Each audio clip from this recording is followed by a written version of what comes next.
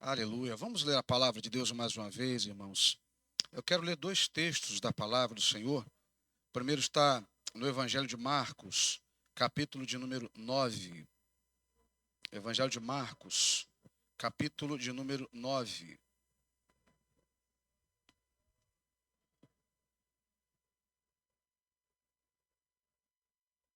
Evangelho de Marcos, capítulo de número 9, versículo 43.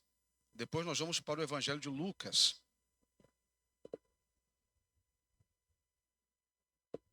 Evangelho de Marcos, capítulo 9, versículo 43 e o versículo de número 44. Diz assim a palavra do Senhor, os irmãos já encontraram? E se a tua mão te escandalizar, corta-a. Melhor é para ti entrares na vida aleijado do que tendo duas mãos ires para o inferno, para o fogo que nunca se apaga, onde o seu bicho não morre e o fogo nunca se apaga. Lucas, capítulo de número 16, a partir do versículo 19. Lucas, capítulo 16, a partir do versículo de número 19.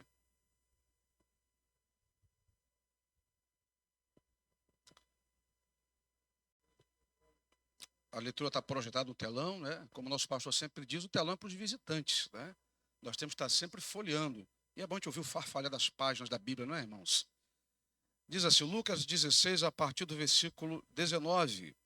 Ora, havia um homem rico e vestia-se de púrpura e de linho finíssimo, e vivia todos os dias regalado esplendidamente. Havia também um certo mendigo chamado Lázaro, que jazia cheio de chagas à porta daquele, e desejava alimentar-se com as migalhas que caíam da mesa do rico. E os próprios cães vinham lamber-lhe as chagas. E aconteceu que o mendigo morreu e foi levado pelos anjos para o seio de Abraão. E morreu também o rico e foi sepultado. E no Hades, ergueu os olhos, estando em tormentos, e viu ao longe Abraão e Lázaro no seu seio. E clamando disse, Abraão, meu pai, tem misericórdia de mim, manda Lázaro que molhe na água a ponta do seu dedo e me refresque a língua, porque estou atormentado nesta chama. Disse, porém, Abraão, filho, lembra-te de que recebestes os teus bens em tua vida, e Lázaro somente os males. E agora este é consolado e tu atormentado. E além disso está posto um grande abismo entre nós e vós, de sorte que os que quisessem passar daqui para vós não poderiam, nem tampouco os de lá passar para cá. E disse ele, rogo-te, pois, ó pai, que o mandes à casa de meu pai, pois tenho 5 irmãos para que lhes dê testemunho, a fim de que não venham também para este lugar de tormento. Disse-lhe Abraão, eles têm Moisés e os profetas, ouçam-nos. E disse ele, não, Abraão, meu pai, mas se alguém dos mortos fosse ter com eles, arrepender-se-iam. Porém, Abraão lhe disse, se não ouvem a Moisés e os profetas, tampouco acreditarão ainda que algum dos mortos ressuscite. Vamos poder tomar assento? Graças a Deus. Irmãos, eu estou feliz nessa noite. Eu trouxe aqui o amigo lá do meu trabalho, né? Está aqui o Alan, Paulo. Né? Paulo militou muito com a gente lá na igreja do meu sogro. E é uma alegria muito grande ter os irmãos aqui com a gente. Né? O Alan é quase que o meu chefe lá. Ele trabalha no setor de compras do marketing. E eu falei, olha, vamos lá na nossa igreja. Tem um culto lá abençoado, tem uma juventude maravilhosa, um pastor carinhoso. Né? E ele está aqui. Né? E quem sabe, né? Já sai daqui com a carta, com a ficha de membro, né? Vamos orar. Meus amados e queridos irmãos, nestes dias eu participei de uma aula que virou um debate. E um debate que tentaram me arrebentar. Eu estava numa aula de Bíblia. E participando da aula tinha um professor de filosofia, pastor. Menino novo. E nós falávamos sobre a presença de Deus. E falando sobre a presença de Deus, nós sabemos que Deus ele é onipresente, Deus está em todos os lugares. E eu sempre falo assim, Deus pode estar onde ele é invocado para estar, embora que ele contemple, né, as coisas que acontecem no mundo, né? E perguntamos assim, será que Deus está no inferno? E de que maneira que Deus pode estar no inferno? E quando nós falamos aquilo, o homem disse assim para mim, não existe inferno, vocês estão equivocados. O inferno não é uma doutrina para o século 21. O inferno serviu para a igreja arrancar dinheiro dos fiéis, na época da religião do medo, na idade das trevas. E aí eu me posicionei, eu falei, mas peraí, Jesus falou sobre o inferno, a Bíblia fala sobre o inferno, ele diz de uma maneira metafórica. O inferno não cabe nos púlpitos evangélicos nos dias de hoje. E me atacou, e eu fiquei pasmado porque no curso que eu faço, alguns pastores fazem o mesmo curso que eu, e eu fui o único levando pedrada ali, levando paulada, apanhando. Eu falei, não, mas Jesus falou sobre o inferno. Eu falei, eu quero que você me prove na Bíblia que o inferno, ele é uma realidade. Se você pregar sobre o inferno na sua igreja fica vazia. E eu fiquei ali, fiz um trabalho, preparei, pedi socorro ao pastor Natanael está acontecendo isso. E, meus irmãos, o assunto que eu quero tratar nessa noite não é um assunto palatável. Não é um assunto que nós queremos ouvir todos os dias, mas é uma necessidade porque é uma doutrina bíblica. E nós somos crentes da Assembleia de Deus. Eu me lembro que uma das perguntas que ele me fez foi a seguinte, você é membro de qual igreja? Eu falei, da Assembleia de Deus. Ele está explicado. E eu pensei, mas está explicado por quê? Eu falei, nossa igreja tem doutores, nossa igreja tem mestres, nossa igreja tem homens sérios. E eu falei para ele assim, eu vou mostrar para você biblicamente a doutrina do inferno. Nós estamos vivendo uma época, meus amados irmãos, em que doutrinas bíblicas estão sendo esquecidas, não são mais pregadas nos púlpitos de algumas igrejas, por causa de um povo adocicado, por causa de um povo que tem medo, por causa de um povo que busca aceitação pessoal, busca selfie, busca, né, curtidas no YouTube, no Facebook, e algumas mensagens, elas não dão ibope.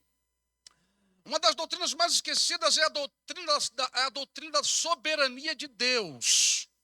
Deus é soberano, ele faz o que ele quiser, quando ele quer, para quem ele quiser, da maneira como ele achar que tem que ser feito, na hora, no tempo, é Deus quem decide, é ele quem define, ele é soberano. Nós não estamos mais pregando isso.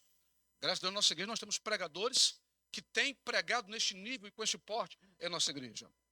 Uma outra doutrina que nós estamos, que os pregadores não falam mais a respeito, é a doutrina do inferno. Irmãos, se nós existimos hoje, se nós temos uma obra de missões aguçada, se a nossa igreja ela tem missões correndo na nossa veia, é porque nós queremos saquear o inferno. Nós queremos tirar o maior número de pessoas possível que está indo para lá. Neste exato momento, há pessoas que estão caminhando céleres para o inferno. Nós não podemos ignorar essa doutrina. Nós não podemos enxergar o inferno como uma peça de museu que está num cantinho escuro e alguma vez lá outra pessoa passa lá e dá uma olhada. Alguns, queridos amados irmãos, dizem, né, que o inferno é uma doutrina crida apenas pelas pessoas ignorantes e por aqueles que são ingênuos, que não cabe no nosso púlpito. Alguns outros pregadores estão reformulando a doutrina do amor de Deus, achando que porque Deus é amor, ele não pode mandar, não pode enviar ninguém para o inferno. E nós vamos aprender com a palavra de Deus, queridos e amados irmãos, que este lugar existe. É uma realidade, não é utopia, não é história da carochinha. Não é, queridos e amados irmãos, algo que faz parte da Bíblia simplesmente por fazer. Porque se Jesus ele falou a respeito deste lugar, nós precisamos entender, precisamos saber que lugar é este. E precisamos pregar o evangelho para que pessoas elas possam serem salvas e não irem para este lugar de tormento. Eu venho para os irmãos, queridos, eu venho aos irmãos com muito carinho, com muito cuidado, muito temor a Deus, porque nós vamos entrar num terreno que é desconhecido de muitas pessoas. Nós vamos falar sobre a eternidade. Antes de falarmos da eternidade, nós precisamos falar sobre morte. A escatologia, que é a doutrina das últimas coisas, ela é tratada na teologia sistemática. ela vai falar sobre algumas doutrinas. É na escatologia que nós aprendemos sobre o arrebatamento da igreja. É na escatologia que nós aprendemos sobre a grande tribulação. É na escatologia que nós vamos aprender sobre a vitória final de Cristo. É na escatologia que nós vamos aprender sobre morte. Temos a escatologia individual. Na escatologia individual nós aprendemos sobre a morte. Morte. E dentro da teologia sistemática existe uma doutrina. Ela é estudada nas ciências médicas aqui fora, e dentro da teologia sistemática nós estudamos a tanatologia. O que é a tanatologia? A tanatologia é a ciência que estuda a morte. Dentro da teologia sistemática, é a ciência que estuda a vida além túmulo. É a ciência que estuda a vida além túmulo, porque a Bíblia mostra para nós que quando morre, não acaba. A nossa vida não termina, meus amados e queridos irmãos, com a morte do corpo. Existe uma existência após isso. Existem dois destinos traçados para a humanidade. Por mais que os homens tentem esconder, maquiar, mas não tem para onde fugir. Só existem céu e inferno. Nós não podemos ter medo de pregar sobre isso. E é isso que a Bíblia ensina para nós, o céu de glória. Falamos aqui sobre novo céu, sobre nova terra, que a igreja vai herdar, tomaremos posse disso, estaremos no céu. Mas pessoas existirão que não estarão no céu, estarão em outro lugar, de pranto, de ranger de dentes. A tanatologia, ela estuda isso, ela foca o destino do ser humano além túmulo. A morte é uma realidade inescapável. Todos nós que estamos aqui neste recinto, você que está na sua casa, nos assistindo, nós todos estamos sentenciados à morte. Não importa a idade que você tenha, a posição social que você exerça, o status que você tenha, todos nós vamos morrer mais cedo ou mais tarde. Os cemitérios estão cheios de pessoas ricas, os cemitérios estão cheios de pessoas pobres, os cemitérios estão cheios de corpos, de pessoas de cor escura, de cor branca, não importa. A morte nivela todos por igual. Todos nós estamos sentenciados à morte. Não há para onde correr. A ciência ela vai definir morte. Biologicamente, irmãos, é o fim do processo vital de um organismo vivo. É quando existe a dissolução da estruturação molecular necessária para o fenômeno da vida.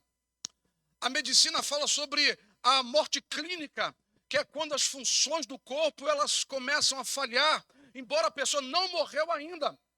A alma ainda está no corpo, mas já existe um processo de morte clínica e existe a morte absoluta quando o espírito, quando a alma, ela sai do corpo. O corpo ele vai para a terra. O corpo ele é sepultado. E a alma, para onde é que vai? E aí, queridos e amados irmãos, nós vamos ver que a Bíblia ela vai falar de algumas mortes. A Bíblia fala sobre a morte física. Em Romanos, no capítulo 6, versículo 23, está escrito que o salário do pecado é a morte. O salário do pecado é a morte. Todos nós aqui um dia vamos morrer. Pode ser de repente hoje, não sabemos. Mas a Bíblia fala também que o dom gratuito de Deus é a vida eterna. O dom gratuito de Deus é a vida eterna. Nós, se fecharmos os olhos hoje, se nós morrermos hoje, nós temos a certeza, meus amados irmãos, que nós só vamos piscar os olhos. E quando abrirmos, estaremos já no gozo do Senhor, já estaremos em glória com o Senhor, já estaremos descansando no Senhor. Mas as pessoas têm medo da morte, porque a morte é o espantalho das nações. Muitos, diante do estertor da morte, batem, tremem, batem os joelhos, ajuntam uma na outra, porque ninguém quer morrer. Ninguém quer morrer. Nenhum de nós, o que a gente puder fazer para espichar um pouquinho a vida, a gente faz. Não é? Eu ouvia Napoleão Falcão pregando há muitos e muitos anos atrás, ele dizia que a morte é como se fosse um cavalo. O crente monta naquele cavalo, catuca na espora e diz assim: morte, leva-me ao paraíso! Leva-me ao paraíso! Mas a Bíblia fala sobre a morte espiritual, que é a separação que o homem experimenta de Deus. O homem separado de Deus, ele está morto espiritualmente. Isaías, no capítulo 59, ele vai dizer, queridos irmãos, que os nossos pecados fazem separação entre nós e o nosso Deus. O homem sem Deus está morto espiritualmente. O homem sem Deus, queridos irmãos, é um cadáver ambulante. É alguém sem vida. Ele apenas caminha, ele apenas anda, sem sentido, sem significado. Mas existe, irmãos, a oportunidade, através do arrependimento, através do encontro com Deus, através de Jesus Cristo, existe a reconciliação. Mas a Bíblia também fala sobre a segunda morte. O que é isso, pastor? A gente morre 2 vezes. Existe o dano da segunda morte, que é a separação total de Deus. Esse gênero de morte é conhecido como a segunda morte. A pessoa morreu fisicamente e agora ela morre eternamente. Há solução para quem morre fisicamente. A Bíblia ela conta, meus amados irmãos, de milagres, de pessoas que Jesus ressuscitou no seu ministério. Há solução para quem está morto espiritualmente, porque o Espírito Santo ele está aí. A mensagem da graça ele está aí. Jesus está de braços abertos, aguardando a qualquer um que venha, que queira receber o seu abraço e encontrar amparo nele. Existe solução para quem está morto espiritualmente, mas não há solução para quem experimenta o dano da segunda morte. Não há.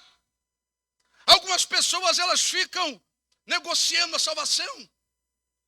Algumas pessoas elas tecem teorias, comentários. Esse rapaz estava conversando comigo, ele dizia que no final todo mundo vai ser destruído. Aí ele mistura as doutrinas, daqui a pouco ele fala que as pessoas não morrem, elas estão dormindo. E eu falei, meu Deus, está misturando coisa com coisa. E eu, como sempre fui aluno de escola bíblica dominical, dá para te interpretar algumas coisas, enxergar alguns pontos doutrinários. Mas a pergunta é a seguinte: para onde vão as almas após a morte do corpo? O corpo foi sepultado, desceu à sepultura. Mas para onde vão as almas após a morte do corpo? O segundo texto que nós acabamos de ler, nós vemos aqui contrastes. Nós vemos aqui um homem que é mendigo, outro é rico. E eu quero já abrir um parênteses e dizer aqui para o irmão: ninguém vai para o céu porque é pobre. E ninguém vai para o inferno porque é rico. Tá? Ninguém vai para o céu porque a gente lê um texto aqui, só vai para o céu quem é pobre. Não, não é isso. Mas tive uma vida de contrastes. Alguém que durante a vida sofreu, alguém que durante a vida não teve dinheiro, alguém que durante a vida passou por enfermidades, o outro que viveu uma vida regalada esplendidamente, mas não importa. Ambos morreram, tiveram seus corpos sepultados. De repente o rico teve um enterro de excelência com todas as pompas, mas Lázaro de repente foi enterrado como indigente, não se sabe. Mas a diferença é que ambos estavam em um lugar após a morte do corpo. Ambas as classes de justos e injustos, de acordo com a teologia, diz que há um lugar chamado Hades, que é a habitação dos mortos. Hades é a habitação dos mortos. Alguns teólogos afirmam que existe uma separação. Os mortos em Cristo e os mortos sem Cristo. Existe uma divisão. Quem morre em Cristo já está no gozo do Senhor. As pessoas que morrem nesse exato momento, meus amados irmãos, com a certeza da salvação, já estão entrando no repouso eterno. Da mesma maneira que as pessoas que morrem sem Cristo, aquelas pessoas que rejeitaram a graça, os ímpios impenitentes, as pessoas malévolas que vão para a sepultura, sem experimentarem a graça salvífica, imediatamente já estão em tormentos. As pessoas ficam negociando, as pessoas ficam brincando, teorizando sobre essas coisas. Agora, os cristãos falecidos, irmãos, que estão com o Senhor, ainda não receberam o galardão final. Um dia a gente vai falar sobre isso. Tá? A morte ela é mais do que um simples morrer. Existe alguma coisa depois. Existe alguma coisa depois. Nós vamos olhar na história, nós vamos ver as religiões tentando maquiar, tentando amenizar essa realidade. Nós temos, queridos e amados irmãos, a doutrina do purgatório. Quantos aqui já ouviram falar na doutrina do purgatório? É aquela doutrina que o pessoal, morremos na amizade com Deus. Todo mundo é amigo de Deus, mas não pode entrar no céu ainda. Então ele passa por um período de purificação no purgatório e depois vai para lá.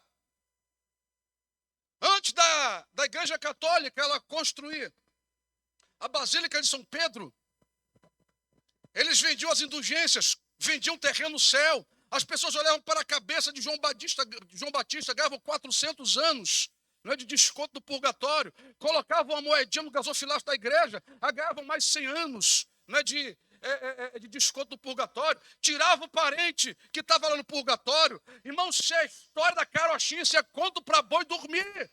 Tudo aquilo que o homem pode fazer pela sua vida, ele só pode fazer enquanto está vivo. Nenhum de nós pode interceder pelo parente que já foi embora. Não podemos. O que você puder fazer pelo teu pai, pela tua mãe, pelo teu filho, pelo teu irmão, pelo teu tio, pelo teu amigo, você faz agora, pregando o evangelho, mostrando a mensagem de salvação. Porque depois que entra naquele pijama de madeira, depois que joga a terra em cima, não há mais nada a ser feito. Não adianta acender vela, não adianta acender lanterna. Não existe isso. Não existe purgatório, não existe, meus amados irmãos, um momento em que a pessoa fica purificando-se, aguardando o momento para entrar no céu. Mas as pessoas acreditam nisso e vão devagando, vão negociando a sua salvação. O que é pior, existe aqueles que acreditam na teoria de que a gente vai morrer, fechou o olho, abre o olho já numa nova vida. Acreditam que existe a possibilidade de reencarnar. Tem gente que já foi barata, tem gente que já foi urso, tem gente que já foi mosquito e vai por aí afora. Não é? As pessoas negociam, teorizam. No túmulo de Allan Kardec tem o seguinte lema: nascer, morrer, renascer e progredir sempre. Esta é a lei. A palavra de Deus diz em Hebreus, no capítulo 9, versículo de número 27, está na sua Bíblia, você pode ler, você que está na sua casa, você que está aqui. Ao homem, ou aos homens, está ordenado morrerem uma só vez, vindo depois disso o juízo. Não existe reencarnação, nós não teremos uma segunda chance. Meus amados irmãos, a chance que nós temos de abraçar o evangelho da graça, a chance que nós temos de aceitarmos a graça, a misericórdia, Deus é aqui e agora, enquanto há nos pulmões, enquanto temos consciência, porque depois daqui não há mais nada a ser feito. Mas tem uns que ainda acreditam no sono da alma. Aí o camarada vai dizer para mim que está todo mundo dormindo. E vai citar a Bíblia para mim. Você já leu em Tessalonicenses capítulo 4? Eu sim. Eu sou no escola dominical, irmãos. Sim, eu sim. Paulo está consolando os gregos que perdiam seus parentes e não sabiam para onde eles iriam. E Paulo fala, olha, a respeito dos que dormem. Paulo ameniza a mensagem da morte. Olha, seu tio morreu. Não, ele ameniza, olha, ele está dormindo. Ele está descansando. Ele ameniza. O sono ali, o dormir, não tem nada a ver com a alma estar ali em sono, inconsciente. Não! A alma, queridos amados irmãos, que ela sai, a alma na eternidade, ela está num estado de consciência. Quem está no gozo do Senhor, sabe que está no gozo do Senhor. E quem está em tormento, sabe que está em tormento. Não existe, queridos amados irmãos, essa coisa de inconsciência, som da alma. Aí o camarada vai dizer para mim, não, mas lá em Ezequiel fala que todas as almas serão destruídas, mas a alma ali não está falando da parte material. E os alunos aqui que fazem seminário, que estudaram hermenêutica, sabem que as almas ali estão falando de pessoas. De pessoas. E eu fiquei assim, meu Deus, ele é filósofo, mas quem lê Bíblia sou eu. Quem estuda a palavra sou eu. Quem vê a escola bíblica dominical sou eu. Então, já que assim, eu vou preparar um trabalho, extrair uma pregação. Só que eu ataquei Bíblia nele. Nós estamos vivendo uma época que as pessoas elas teorizam. Elas negociam. Elas procuram de alguma maneira amenizar a mensagem do castigo eterno. E para piorar, ainda tem os universalistas. Essa corrente de pregadores modinha que tem por aí, bona fide, para ficar bem na vida. Está todo mundo salvo. Né? Está todo mundo salvo, não tem castigo, não tem condenação. No final das contas, está todo mundo salvo. É mentira! É mentira! Meus amados irmãos, se fosse assim, nós não teríamos mensagem de exortação na Bíblia. Aquele que perseverar até o fim, guarda o que tem para que ninguém tome a tua coroa. Segui a paz com todos e a santificação, sem a qual ninguém verá o Senhor. Se fosse fácil, se fosse moleza, nós não teríamos mensagens como esta. Olha, o reino dos céus é tomado à força. Paulo está dizendo para a igreja assim: olha, desenvolvei a vossa salvação. Se fosse algo fácil, se fosse algo tranquilo, se fosse algo, melzinho na chupeta, meus irmãos, minhas irmãs, aí está tranquilo, mas não é isso. Existe uma mensagem de exortação, existe uma mensagem de expectativa para a igreja, porque o noivo vem a qualquer momento, a trombeta vai soar, e aqueles que estiverem com o ouvido afinados ao diapasão do Espírito subirão. Subirão. Nós precisamos, irmãos, entender que o inferno ele é uma realidade. Olhe para o versículo número 23. E no Hades, ergueu os olhos estando em tormentos e viu ao longe Abraão e Lázaro no seu seio. O homem está lá em tormentos. Nós vemos que o inferno ele não é um mito. O inferno não é um conto filosófico. O inferno, meus amados irmãos, ele é real. O inferno, ele é real, é uma fornalha de fogo inextinguível. Há quem diga que no inferno não tem fogo, que Deus é bondoso, que Deus é amigável, não vai colocar os seus filhos queimando eternamente. O inferno é um lugar de punição sem fim. Eu já escutei teorias de pessoas dizendo assim: não, mas a pessoa pecou 40 anos e ela vai ficar uma eternidade no inferno. Isso é injusto. Se ela pecou 40 anos, tem o purgatório, as pessoas sempre voltam para o purgatório, porque, meus amados irmãos, ninguém quer pensar num local de punição eterna. As pessoas querem justificar as suas práticas, as pessoas querem justificar os seus pecados, as pessoas elas não querem entender que existe um local de punição eterna. As pessoas não querem santificar as suas vidas, as pessoas não querem o Deus da graça, as pessoas não querem o Deus da bênção, querem a bênção de Deus, querem a graça de Deus, mas não querem um compromisso com Ele. Aquele que viveu aqui, está aqui o rico, ele viveu aqui, sem Deus, depois da morte abriu os olhos e estava em tormentos. Talvez uma realidade da qual ele jamais pensaria que passava. Talvez uma realidade que ele passou negociando. E outra coisa, meus irmãos, primeiro vem a morte, depois vem o juízo. Algumas pessoas dizem: o inferno é aqui. Irmãos, quem dera que o inferno fosse aqui. Está com calor, toma um banho gelado, vai na praia, vai numa cachoeira, né? Toma um Guaraná, uma Coca-Cola. Os ímpios aí vai tomar cerveja gelada. Quem dera que o inferno fosse aqui. Não é aqui, é um local. Daqui a pouco a gente vai ver onde é que é o inferno. O inferno é um local desprovido da bondade de Deus. É um local entregue ao esquecimento de Deus. Não é que quem está lá não se lembre de Deus. Não, é que Deus não se lembra de quem está lá. O local é tão medonho. Imagine, meus amados irmãos, um local onde nós não podemos clamar pela misericórdia. Um local onde não se pode clamar pela bondade, pelo socorro de Deus. E nós vamos ver isso explícito aqui no texto. O homem pede misericórdia.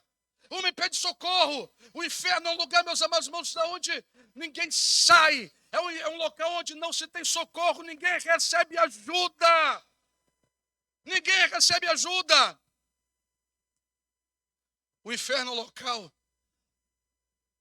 que vai experimentar a ira de Deus na sua plenitude. Na sua plenitude. De que maneira Deus vai estar no inferno? Na sua ira.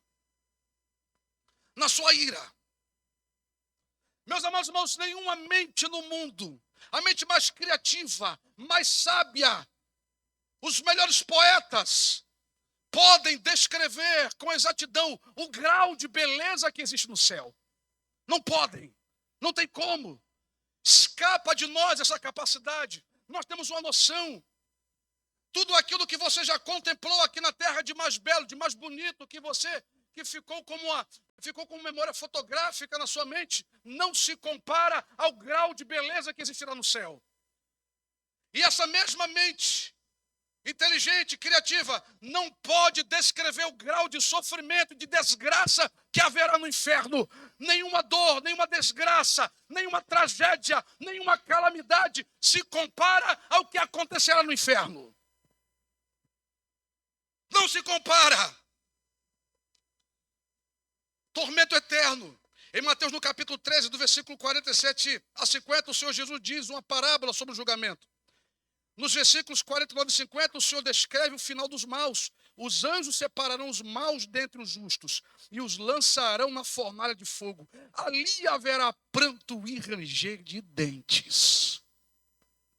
Será que, queridos e amados irmãos, é utópico? Será que é mentira? Será que não existe esse lugar se o nosso mestre, o Senhor da igreja, ele está dizendo para nós que existe tal lugar? Aqueles que vivem sem freios morais podem deleitar-se nos seus pecados efêmeros, mas, queridos irmãos, têm que saber de uma coisa: um dia a conta chega. Capítulo 9 de Salmo, no versículo 17, nós temos duas classes de pessoas ali que são predestinadas ao inferno. A gente, quando entra na doutrina da predestinação, a gente leva alguns sustos, porque a doutrina da predestinação e da eleição ela é mal explicada. Nós, igreja, nós, Assembleia de Deus, nós que temos uma linha teológica arminiana, acreditamos na predestinação. Deus, ele predestinou a igreja para o céu. A igreja vai para o céu. Se a gente olhar para os versículos apostólicos, e vos elegeu, e vos predestinou, e vos santificou, verbos e pronomes no plural. Deus, ele está falando para a igreja está predestinada ao céu. A igreja vai para o céu. Uma das únicas vezes que Paulo ele sai da coletividade da igreja e vai para a individualidade, ele fala assim: olha, aquele que cuida está em pé, cuidado para que não caia.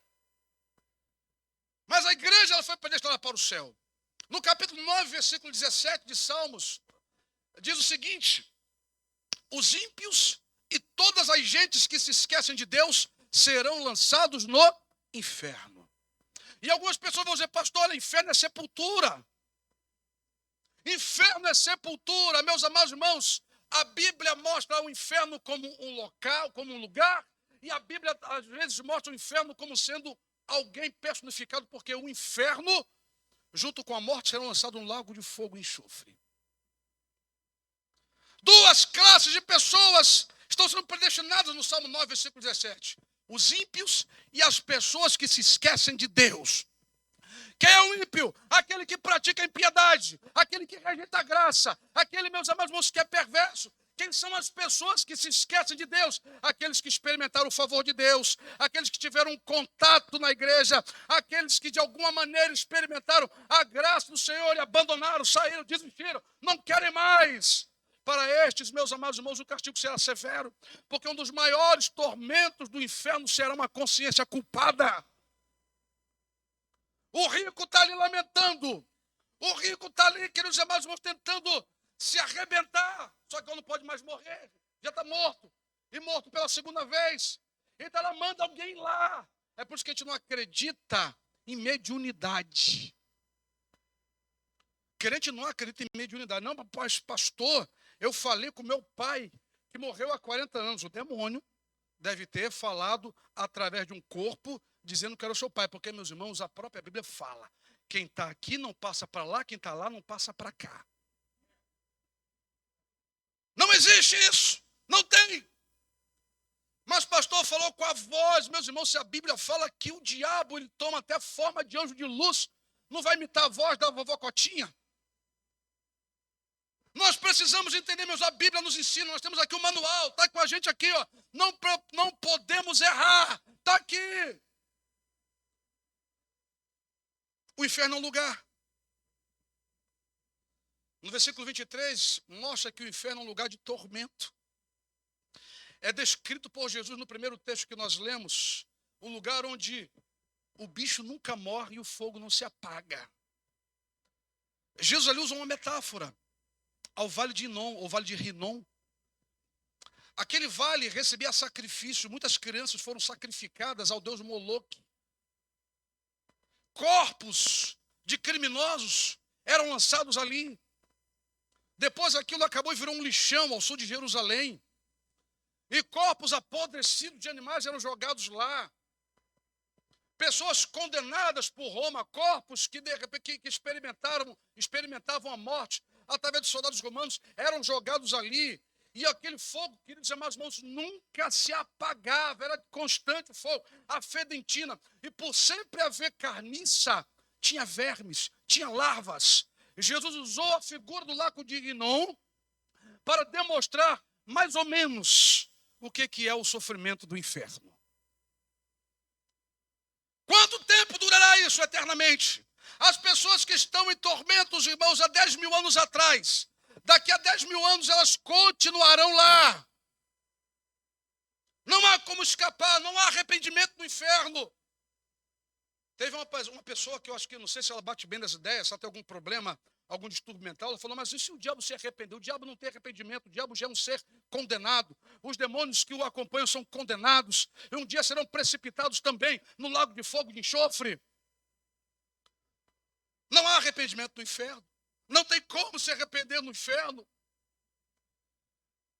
No capítulo 9, versículo 6 de Apocalipse, a Bíblia vai falar sobre demônios, sobre os gafanhotos que estarão aqui na terra. Esses gafanhotos tocarão. Eles não tocarão nos homens que têm o selo de Deus. Atormentarão os outros homens.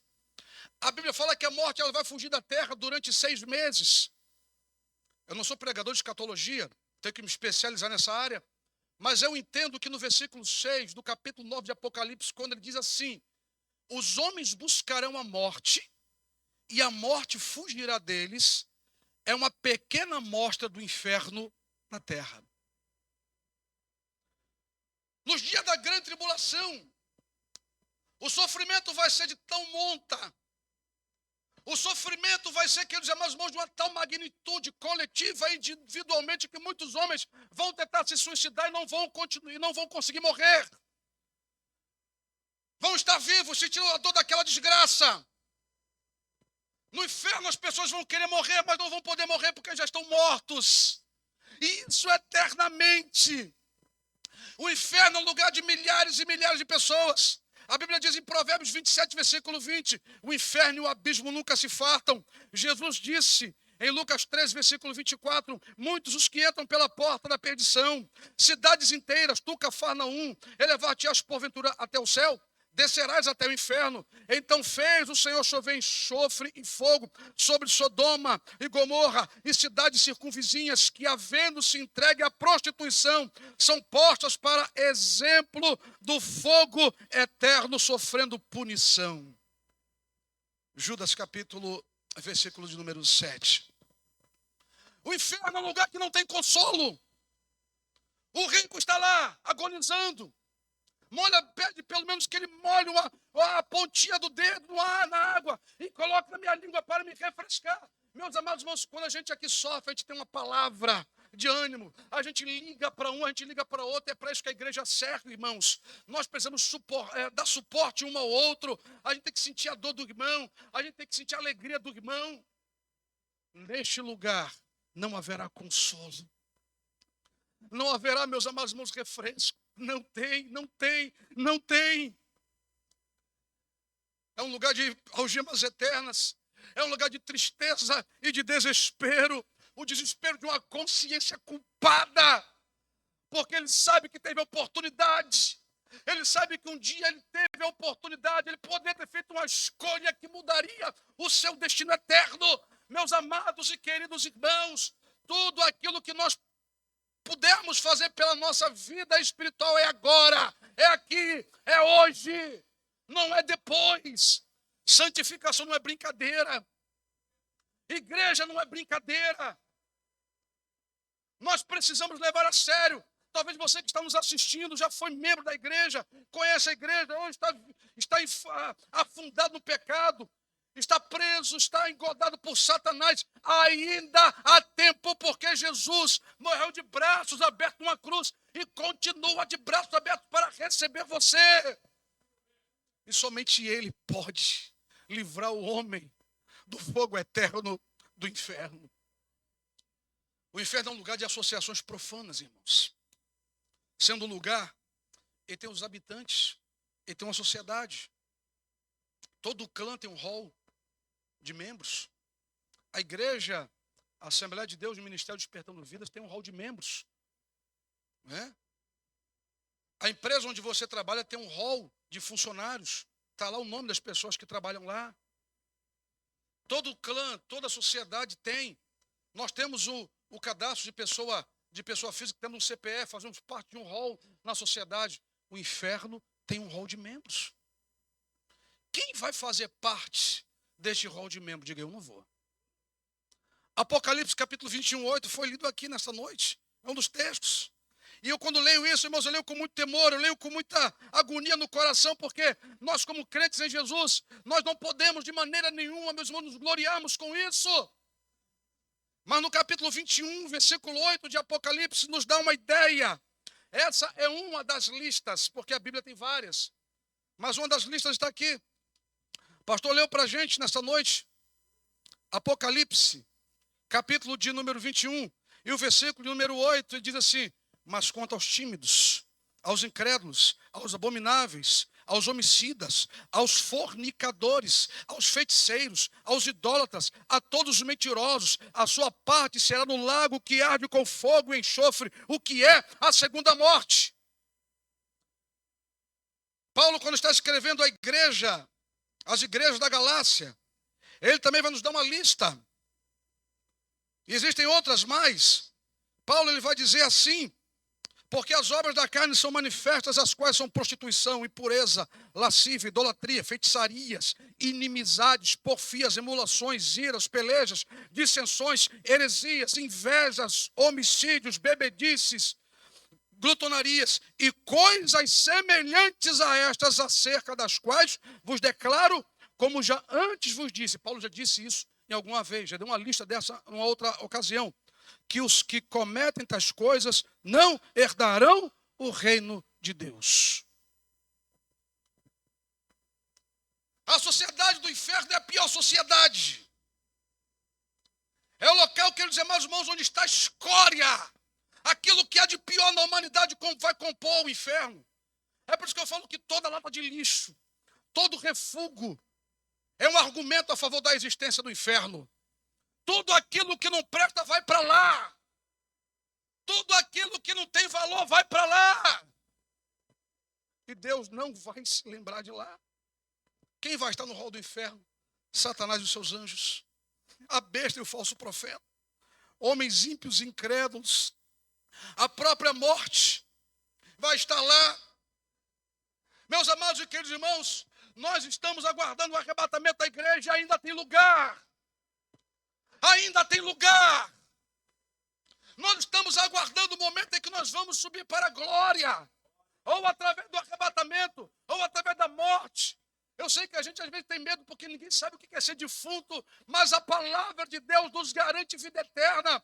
Jesus nos garante vida eterna. Se nós não acreditarmos nisso, irmãos, não tem um porquê nós fazemos parte da igreja. Se nós não acreditarmos nisso, não tem porquê lotarmos as igrejas dominicalmente. Ele vem, ele está vivo, ele se move através da igreja, deixou o Espírito Santo. Ainda tem lugar. Quando Noé, meus irmãos, ele sabe que viria o dilúvio, que ia arrebentar com a face da terra, ele construiu a arca. A arca ficou aberta, as pessoas não entraram porque não quiseram. A porta da graça está aberta. A porta da graça está aberta. A igreja ama as pessoas. A igreja não é homofóbica. A igreja, meus amados irmãos, ela não é seletista. A igreja, ela ama todos. Jesus disse, ela vinde a mim todos vós, são todos, são todos, são todos. Agora, arrependam-se dos seus pecados. Arrependam-se dos seus pecados. Esta é a mensagem do Evangelho. Esta é a mensagem do Evangelho. Quando eu me arrependo dos meus pecados, meus irmãos, eu me torno filho de Deus. Eu nasci de novo. A vida que eu tinha antigamente agora morreu. Antigamente eu roubava, antigamente eu andava com as pessoas do mesmo sexo, antigamente eu mentia, antigamente eu adulterava, mas agora eu sou nova criatura, eu ando em novidade de vida, eu dou fruto digno de arrependimento. Ser crente é muito mais do que cantar junto com o Ministério Louvor da igreja. Ser crente é muito mais do que colocar uma Bíblia debaixo do braço e ir para a igreja. Ser crente é ter na sua vida o estilo de vida de Jesus. É por isso, meus irmãos, que quando eu vejo uma heresia sendo disseminada, quando eu vejo o ensino da Bíblia sendo distorcido, eu fico doido, eu tenho que falar a respeito, porque nós estamos vivendo uma época de enganação, de sedução. Nós estamos vivendo uma época de engodo. Estamos vivendo uma época de politicagem, de gente que não se converteu, de pessoas que não entenderam o Evangelho, estão aí tentando enganar as pessoas. Não, a verdade ela precisa ser dita, ela precisa ser pregada, e nós precisamos levar isso a sério, porque a qualquer momento nós vamos para a glória. Pastor, onde fica o inferno? Algumas pessoas dizem que o inferno é embaixo da terra. Há uma corrente que diz que o inferno é nos ares, porque o diabo ele foi lançado nos ares. Eu não sei a localização geográfica do inferno, até porque eu acredito que o inferno ele fica. Eu já ouvi isso em algumas mensagens e é a resposta mais lógica que eu tenho. O inferno ele fica no final de uma vida sem Deus. O inferno fica no final de uma vida sem Deus. A fogueira do inferno ela já é acesa a partir da casa de prostituição. A fogueira do inferno ela já começa a acender na traição, nos adultérios, na mentira, nos conluios, nos acordos escusos. A fogueira do inferno ela começa a acender aqueles chamados na desonestidade, na ganância, na maldade dos corações, nas inimizades. O homem aqui na vida ele começa já traçando o seu destino eterno. Mas Jesus, ele quando entra, Jesus, ele quando vem, ele vem, meus amados irmãos, para desfazer as obras de Satanás e mudar o destino. De repente o destino que você tinha, que eu tinha, foi mudado e pode mudar o seu também. É hoje. A Bíblia fala, se hoje ouvires a sua voz, não endureçais o vosso coração. É hoje. Hoje é o dia aceitável. É o dia da salvação. Jesus ainda salva em pleno século 21. Com tanta heresia sendo pregada, meus amados irmãos. Jesus, ele salva. O evangelho da graça é pregado nesse púlpito. O evangelho da graça é pregado por essa igreja. E nós não abrimos mão da verdade de Deus. Há alguém nessa noite que gostaria de entregar sua vida a Jesus? Pastor, olha, eu quero entregar minha vida a Jesus.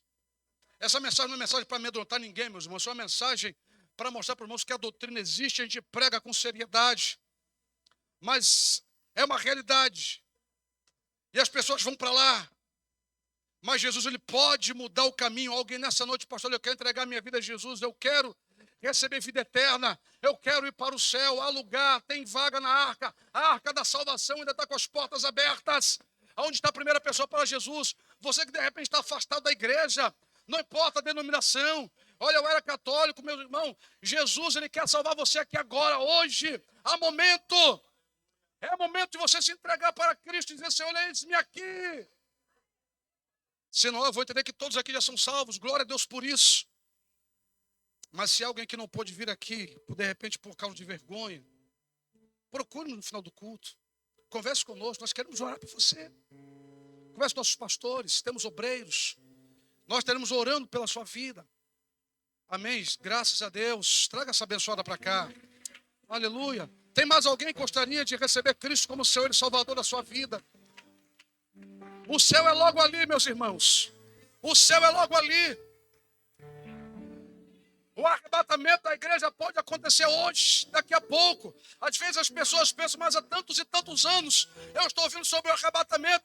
O arrebatamento pode vir hoje, pode acontecer hoje. E você pode ter a chance de entrar na glória, junto com os crentes que já estão aqui há 20, há 30 anos. Não importa. Alguém aqui afastado dos caminhos do Senhor, pastor, eu quero voltar hoje. Eu quero renovar minha aliança com Deus. Eu quero, meu irmão, a coisa mais importante da tua vida é a comunhão com Deus. Você pode não ter amigos famosos, você pode não ter dinheiro no bolso, você pode não ter carro do ano para andar, mas se você tiver a certeza da salvação no seu coração, você é a pessoa mais rica da face da terra. Jesus quer você, Jesus quer salvar você. Se não, eu quero convidar aqui nosso pastor Natanael, vai estar aqui orando, fazendo as considerações finais. Eu agradeço a minha oportunidade em nome de Jesus.